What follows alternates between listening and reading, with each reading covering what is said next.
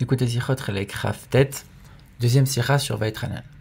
Alors dans notre paracha, on parle de nouveau du concept de ville de refuge. C'est-à-dire que quand quelqu'un avait tué une autre personne de manière accidentelle, alors il devait être exilé dans une ville de refuge.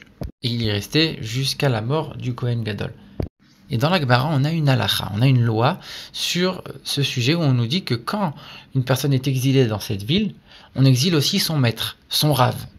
Parce que de la même manière que cette personne, elle doit pouvoir vivre dans cette ville, il doit pouvoir manger, il doit pouvoir boire, il doit y avoir des marchés, il doit y avoir de quoi vivre dans cette ville matériellement, il doit aussi pouvoir y vivre spirituellement, c'est-à-dire avec l'étude de la Torah, et donc il doit avoir son rave sur place.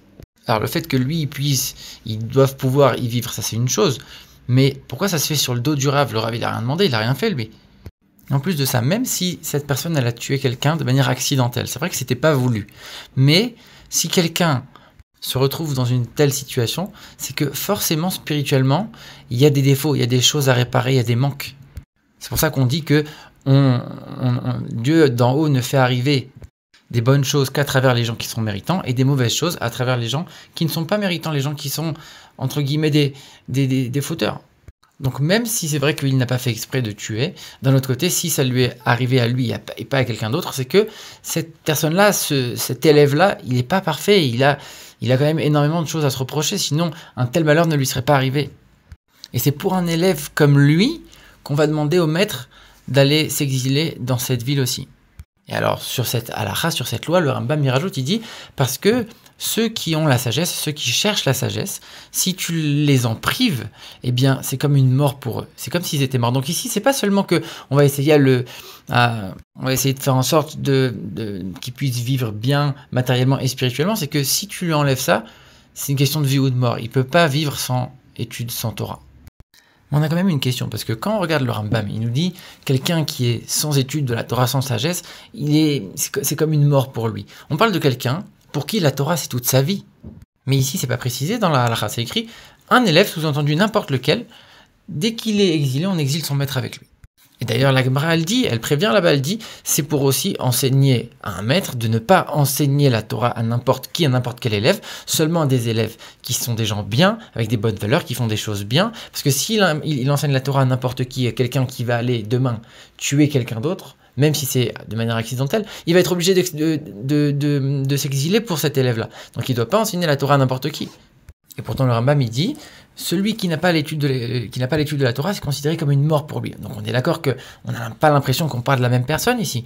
Surtout que si quelqu'un, pour lui, la Torah c'est toute sa vie, forcément que c'est pas seulement intellectuel, ça va aussi influencer son comportement. Et ici on parle d'un élève qui est pas bien, de quelqu'un qui a pas les bonnes valeurs au point qu'il y a une chose horrible comme ça qui lui est arrivée. Alors on a le Rogatchover qui vient nous dire la chose suivante. C'est que si le Rambam il vient, il nous dit, parce que celui qui n'a pas l'étude de la Torah, c'est comme une mort pour lui, il nous dit ça c'est une raison spirituelle. C'est-à-dire que ne crois pas que c'est ça toute l'explication, c'est une raison spirituelle. Mais il donne aussi une deuxième raison en disant, si un maître a enseigné à un élève comme lui qui n'était pas adapté, c'est-à-dire que le maître il a fait une faute. Parce que le maître il doit faire attention à qui il va enseigner. Et là, il n'a pas fait attention. Il a délaissé un peu cette précaution de la halakha, de la Torah. Il a enseigné à quelqu'un qui n'était pas bien. Et ben lui aussi, on va le punir pour ça. Et pour la peine, il va être exilé. Le rabbi dit, cette raison, elle n'est pas parfaite parce que ça parle d'un cas tellement particulier que ça englobe pas les autres. Et il y a énormément d'autres choses à reprocher à cette explication. Donc le rabbi dit, cette explication, elle n'est pas parfaite et on va essayer de creuser un peu plus loin. Et puis d'ailleurs, même le fait de dire que c'est une raison spirituelle, le Rambam, c'est un livre de lois concrètes. On n'est pas dans la mystique et la spirituelle et la symbolique. Ici, on a des raisons concrètes. Et donc ici, il faut comprendre qu'est-ce que le Rambam veut nous dire, qu'est-ce que cette loi, elle vient nous dire. Alors pour bien comprendre ça, le Rabbi, il va essayer de comprendre le langage du Rambam.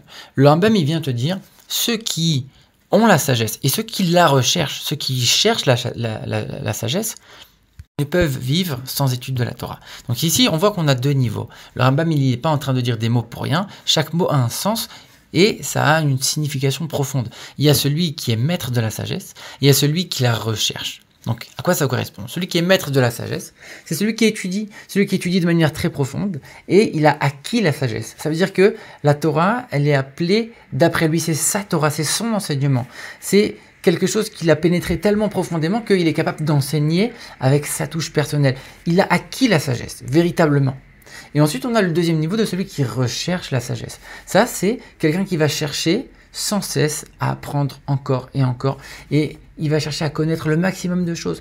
Il ne va pas se suffire de ce qu'il connaît déjà, de la sagesse qu'il a déjà acquise. Il va chercher à acquérir la sagesse qu'il n'a pas encore. Et il va chercher à étudier encore et encore, toujours plus. Et donc ici, on a deux niveaux. Et c'est en vérité l'un et la suite de l'autre. C'est deux niveaux très hauts. Et le Rambam, il est en train de nous dire quelque part. Ça veut dire que celui qui va être le maître de la sagesse et qui recherche en permanence à savoir encore plus, lui, on va lui envoyer son maître avec lui en exil. À ce moment-là, on a une question encore plus forte. C'est-à-dire que celui qui a ces deux qualités-là, à la fois il est maître de la sagesse, c'est-à-dire qu'il a la sagesse, il a acquis la sagesse, et en plus il est en train de chercher constamment à apprendre et à étudier encore plus. Lui, il va être considéré comme un élève qui est pas bien, au point qu'il va tuer quelqu'un de manière accidentelle et être exilé. On a dit que ça concernait uniquement un élève qui était pas bien, qui avait pas des bonnes valeurs, qui était pas correct, qui avait pas la bonne perspective dans son étude et dans sa vie personnelle. Et là, tu es en train de me dire que cette personne extraordinaire, qui est emplie de sagesse et qui cherche constamment à s'améliorer, lui, il va être exilé. Lui, il va faire des choses horribles à ce point-là. C'est complètement contradictoire. Comment c'est possible une chose pareille? Forcément qu'on parle pas de lui. Et donc ici, le Rabbi va dire attention. Quand le Rambam il te dit celui qui est maître de la sagesse et celui qui la recherche, c'est pas la même personne. C'est celui qui a acquis la sagesse ou celui qui ne l'a pas encore acquise, mais qui la recherche. Donc finalement ici, on parle de deux catégories d'élèves. On a celui qui a déjà acquis la sagesse, celui qui a déjà les bonnes valeurs, qui est déjà bien. Et on a celui qui n'a pas encore acquis cette sagesse. Mais par contre, il est motivé, il a envie d'apprendre, il a envie de devenir quelqu'un de sage. Mais pour l'instant, c'est pas encore un élève bien, c'est pas encore un élève parfait. Donc, il n'est pas considéré comme un élève bien, mais le Rav a l'autorisation de lui enseigner à lui parce que lui, il est motivé. Et donc, même s'il n'a pas encore acquis ce niveau, mais lui, il est assez motivé pour que le Rav l'accepte et que le maître décide de lui enseigner à lui. Donc, c'est pas une faute de lui enseigner à lui. Par contre, il n'est pas encore bien. Et donc, il peut faire des erreurs et donc, à ce moment-là, il va être exilé. Mais le problème, c'est que comme il est motivé, il a envie, il a une envie très forte d'apprendre. Si tu le prives de ça, c'est comme une mort pour lui. Et donc, le Rav a l'obligation d'aller le voir pour lui enseigner et le transformer en élève parfait, en élève qui a acquis la sagesse. C'est-à-dire qu'on va pas regarder ses besoins présents, parce que si on regarde son état présent, il n'est pas encore un élève comme il faut. Et donc, on ne peut pas dire que c'est basé sur ses besoins présents, puisqu'il n'a pas encore maintenant acquis cette sagesse. Mais il va l'acquérir, puisque le Rav va aller dans cette ville pour lui enseigner, pour le transformer. On regarde comment il va devenir, puisqu'il est tellement motivé que c'est sûr qu'il va devenir quelqu'un de bien. Alors, à ce moment-là, on a un premier enseignement, c'est que on voit l'importance d'acquérir un maître. Ici, on voit que même un élève qui est dans une situation qui est a priori pas encore bonne, et il peut se décourager. Il sait que sa situation, elle n'est pas parfaite. Il doit acquérir un maître qui va le sortir de cette situation pour lui faire acquérir la sagesse et le transformer en élève parfait. Même si le maître, il va devoir s'abaisser à son niveau, entre guillemets, s'exiler, entre guillemets, il va réussir à le transformer et à l'élever en le transformer en élève parfait.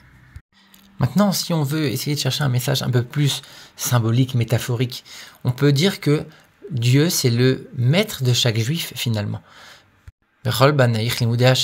Tous les enfants de Dieu, donc tous les juifs, sont les étudiants, sont les élèves de Dieu.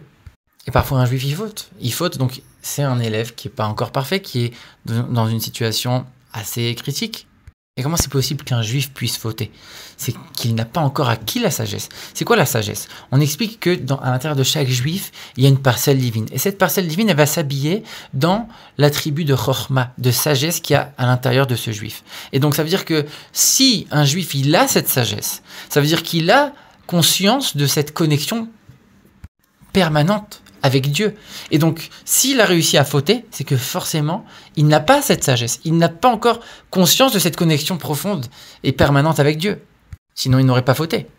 Et malheureusement, un juif qui faute, il s'expose au Yetzer Hara, à l'ange de la mort, qui a pour but sa perdition spirituelle complète. Mais un juif ne perd jamais son lien avec Dieu. Même celui qui n'a pas encore acquis la sagesse, comme on vient de le dire, c'est pour ça qu'il a fauté. Mais il recherche Il est dans la catégorie de ceux qui recherchent la sagesse. Et donc, le maître va être exilé avec cet élève-là. Il doit être constamment en connexion avec ce juif, même celui qui n'a pas encore acquis la sagesse. Mais, comme on dit, un juif ni ne peut, ni ne veut se déconnecter de Dieu. C'est juste que cette connexion, pour l'instant, elle est encore voilée.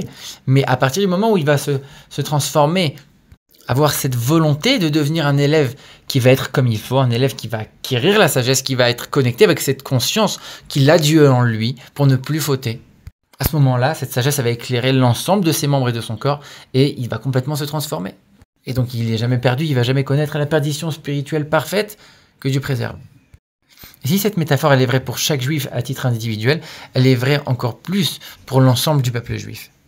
Ça veut dire que nous, aujourd'hui, on est en exil, dans la génération qui précède la venue de Mashiach, et on pourrait se décourager en se disant, mais on est loin de Dieu. Mais quand on regarde cette halakha, on voit que, et comme on sait que Dieu, il est obligé, Dieu, il accomplit toutes les lois de la Torah, puisque les lois de la Torah, c'est ce que lui nous a demandé de faire ce que lui faisait déjà. Ça veut dire que forcément que Dieu applique aussi ces halakhot. Et donc, ça veut dire que quand nous, on est en exil, Dieu, il va s'exiler avec nous. Et pas seulement que Dieu va venir, va être avec nous. On ne dit pas qu'on va envoyer son maître avec lui. On dit on va exiler le maître avec lui. Parce que si le maître il se trouve dans la ville, mais lui-même il est libre, alors que l'élève il est en exil, alors il y a une différence trop forte entre les deux. Il n'y a pas de connexion, il n'y a pas de proximité. Alors que si le maître lui aussi est exilé, à ce moment-là il y aura cette connexion et on pourra devenir ceux qui ont acquis la sagesse et sortir d'exil véritablement. Donc c'est-à-dire que Dieu lui-même est en exil. Dieu lui-même souffre avec nous.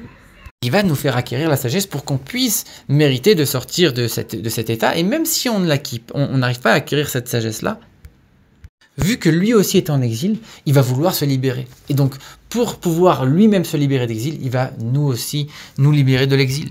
Et bien entendu, on espère que ce sera le plus rapidement possible. Amen.